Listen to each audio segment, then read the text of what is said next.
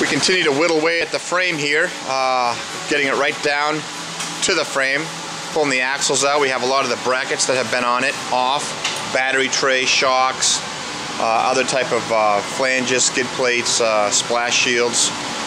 Wiring harness is completely out. You can see we have also the fuel and brake line off. Something interesting to note that you see time and time again is the inner frame rail just full of, this one's dirt. Just a lot of dirt up in there from either going through maybe some mud at some point in time or just the daily driving. You can see we're up towards the front, you don't have as much and really any at all. Back here where the back wheels are, you got a lot.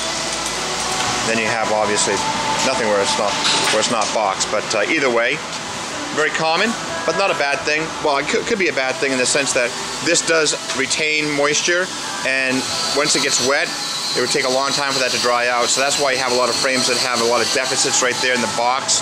When you go look at a Land Cruiser, the typical spots are especially, yeah, you can see it there coming out, are especially on the driver's side where you have the exhaust going up and down, hot and cold, and it's that first section right there that tends to rust out and get thin at the very bottom there.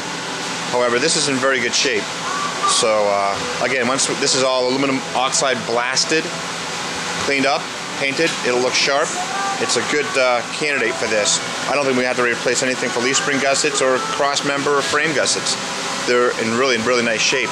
This has to be straightened out just a little bit. I think it's been pulled back a little bit, but that's not a showstopper by any means. So we will continue here.